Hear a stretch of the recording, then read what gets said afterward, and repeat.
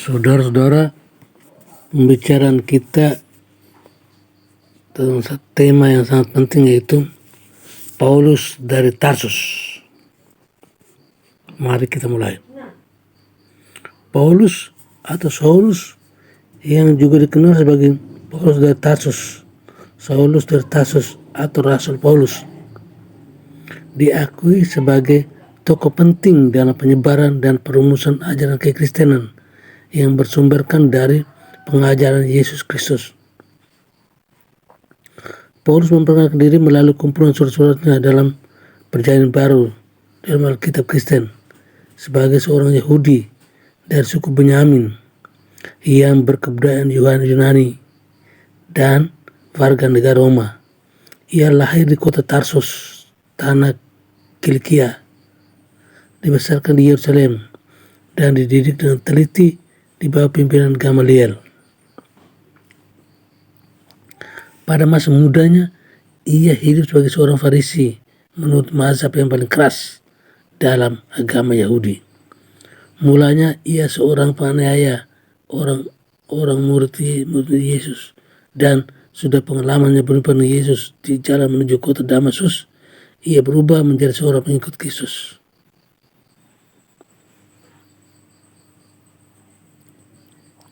Paulus menyebut dirinya sebagai rasul bagi bangsa-bangsa non-Yahudi, yaitu bangsa Romawi kuno.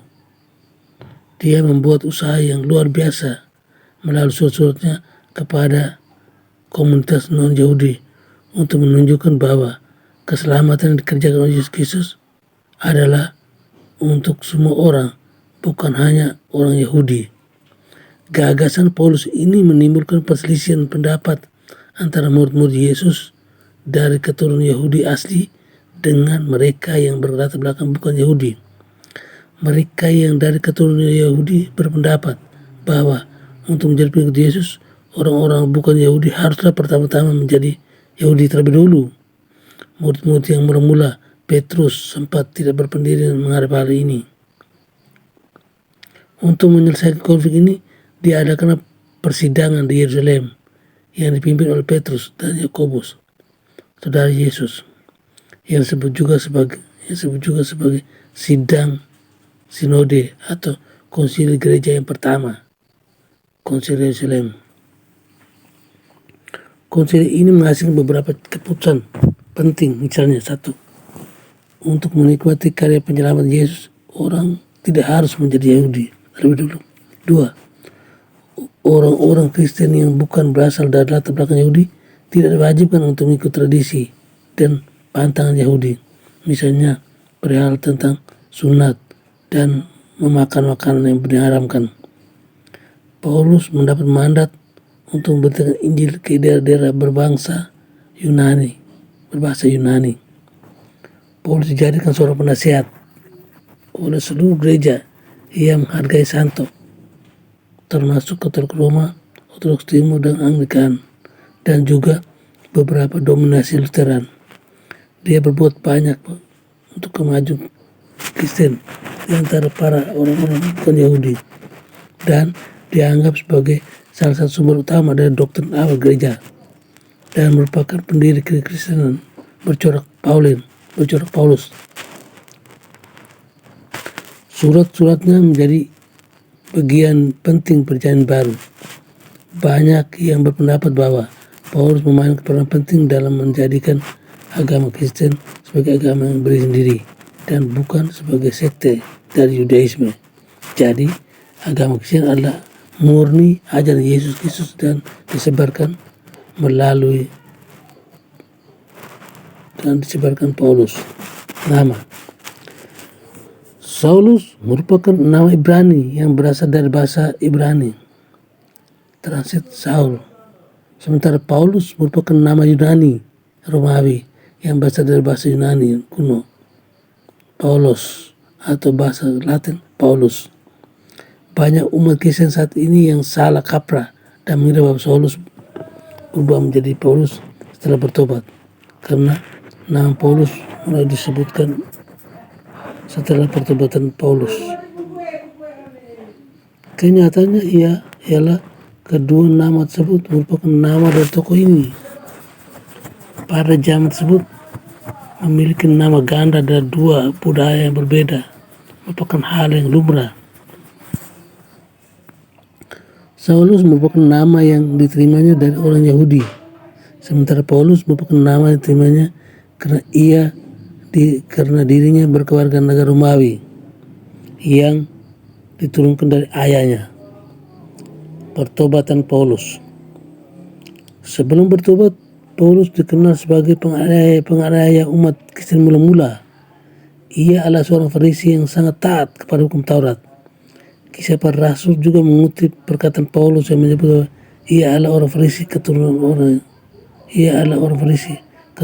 Farisi.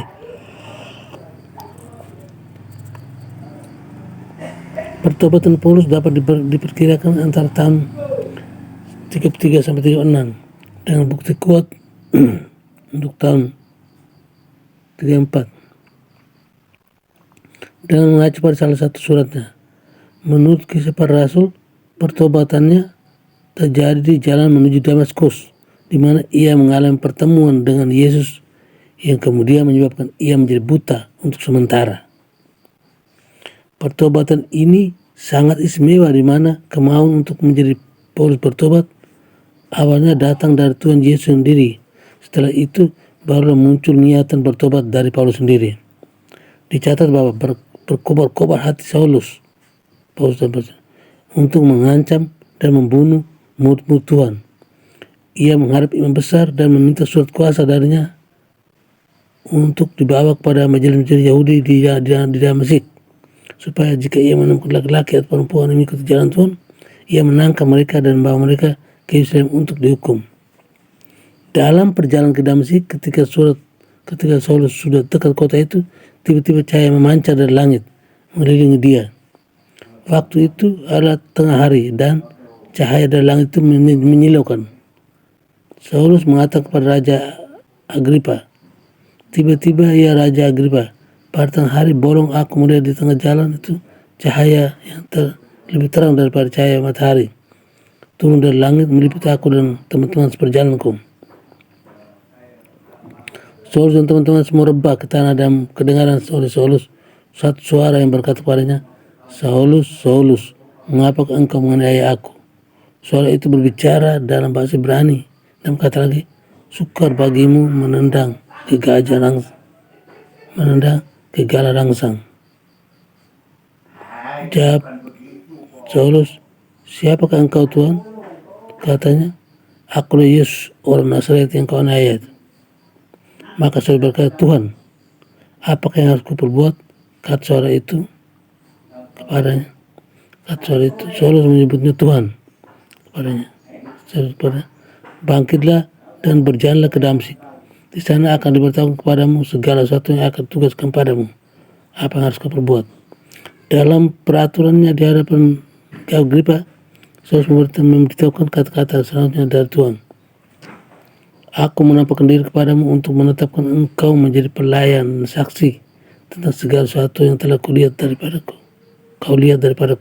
dan apa yang akan kuperhatikan kepadamu. Nanti aku akan mengasihkan engkau dari bangsa ini dan dari bangsa-bangsa lain, dan aku akan mengutus engkau kepada mereka untuk membuka mata mereka supaya mereka berbalik dari kegelapan kepada terang dan dari kuasa iblis kepada Allah, supaya mereka oleh iman mereka kepadaku memperoleh pengampunan dosa dan mendapat bagian dalam apa yang ditentukan untuk orang-orang yang dikuduskan."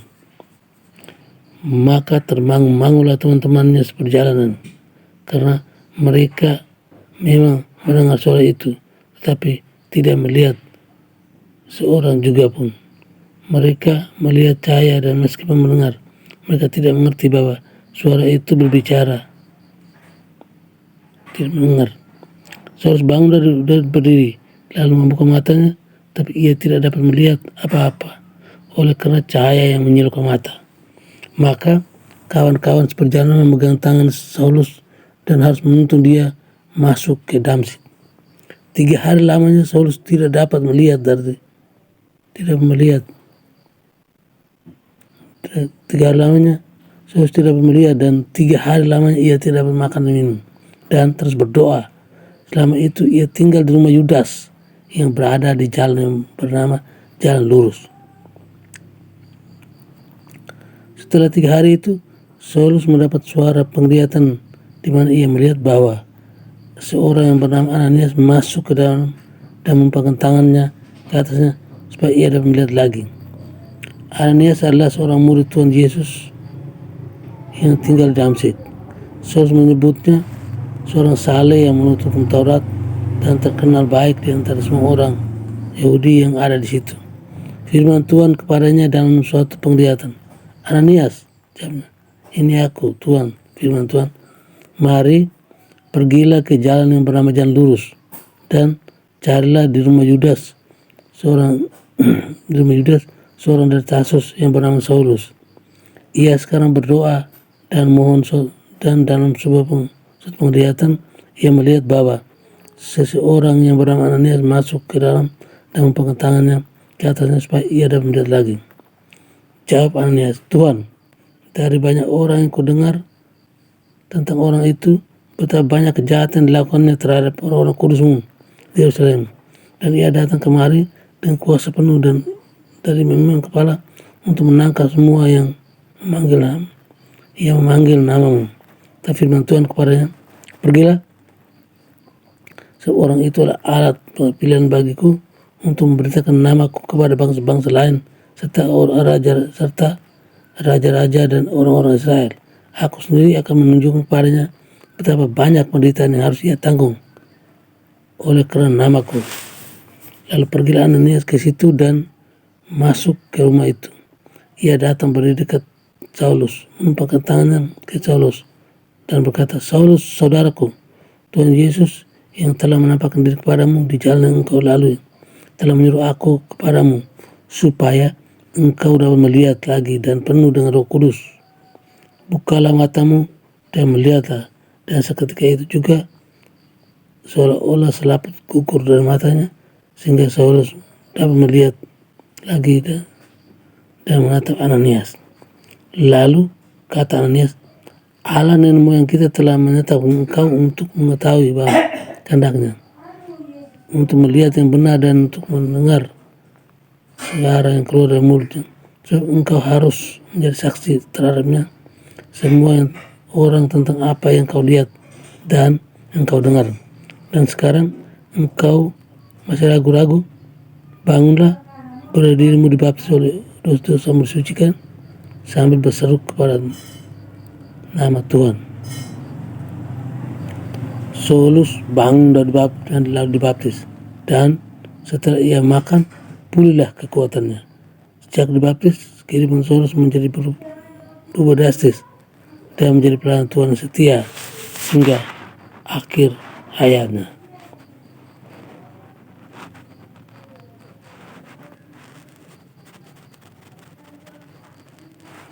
Perjalanan misi Paulus. Setelah perjumpaannya dengan Yesus dan menjadi buta, Saulus tinggal 3 hari di kota Damaskus, di mana ia disembuhkan dari kebutaan dan dibaptis oleh Ananias di Damaskus. Saulus tinggal beberapa hari bersama-sama dengan murid-murid di Damsyik. Di kemudian hari, dalam suratnya kepada jemaat di Galatia, Saulus mengatakan bahwa ia kemudian pertama-tama pergi ke tanah Arab dan kemudian kembali ke Damaskus. Ketika itu juga ia memberitakan Yesus di rumah ibadat dan mengatakan bahwa Yesus adalah anak Allah. Semua orang yang mendengar hal itu heran, berkata, bukankah dia ini yang di Yerusalem mau membinasakan barang siapa yang mengenal nama Yesus? Dan bukankah ia datang ke sini dengan maksud untuk menangkap dan membawa mereka ke hadapan imam kepala? Akan tetapi Saulus semakin besar pengaruhnya dan ia membingungkan orang-orang Yahudi yang tinggal di Damsyik karena ia membuktikan bahwa Yesus adalah Mesias. Beberapa hari kemudian orang-orang Yahudi merundingkan suatu hal untuk membunuh Saulus. Tetapi maksud itu diketahui oleh Saulus. Siang malam orang Yahudi mengawal semua pintu-pintu kota supaya dapat membunuh dia. Sungguh pun demikian, pada suatu malam murid-muridnya mengambilnya dan menurunkan dari tembok kota dalam sebuah keranjang. Setibanya di Yerusalem, Saulus mencoba menggabungkan diri kepada murid-murid, tetapi semuanya takut kepadanya karena mereka tidak dapat percaya bahwa ia juga seorang murid. Tetapi Barnabas menerima dia dan bawanya kepada rasul-rasul dan menceritakan kepada mereka bagaimana Saulus melihat Tuhan di jalan dan bahwa Tuhan berbicara dengan dia dan bagaimana keberaniannya mengajar Damsyik dalam nama Yesus. Dan Saulus tetap berjalan bersama-sama mereka di Yerusalem dan keberanian mengajar dalam nama Tuhan. Ia juga berbicara dan bersoal jawab dengan orang-orang Yahudi yang berbahasa Yunani, tetapi mereka itu berusaha membunuh dia.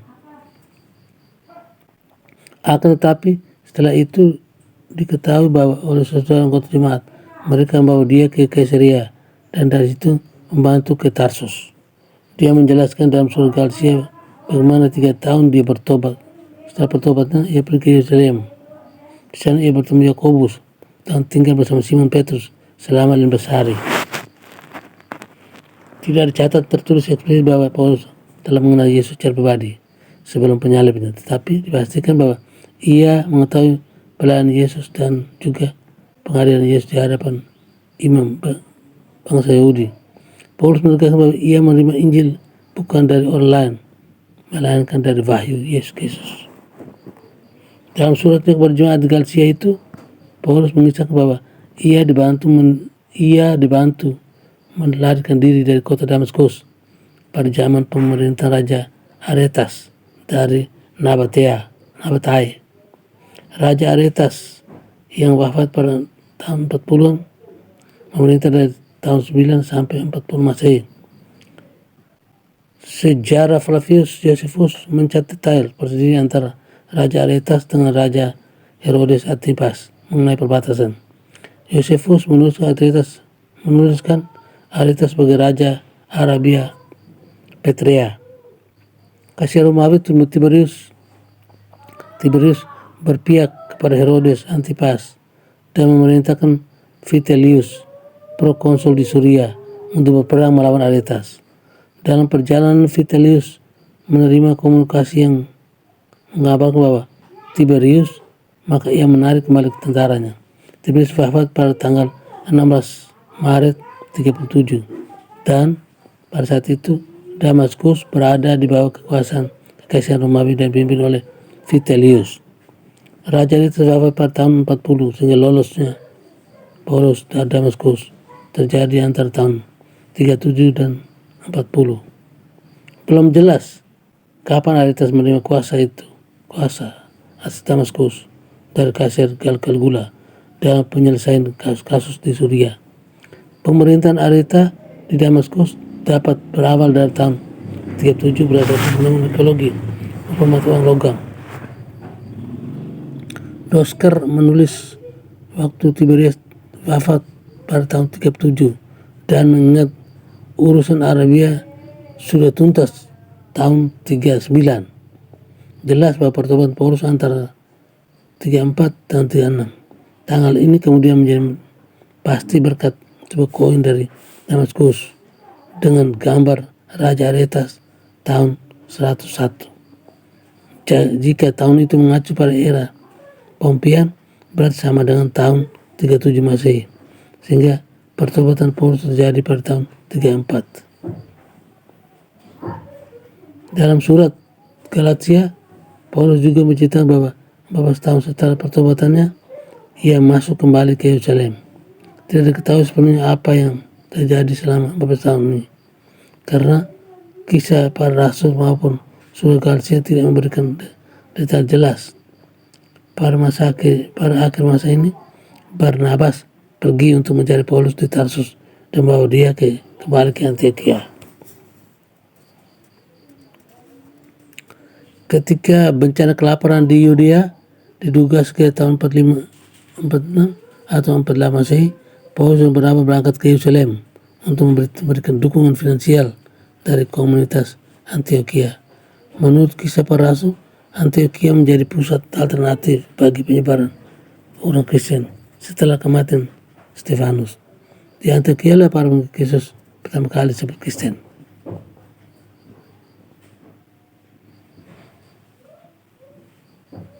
Oke, sekian dan terima kasih.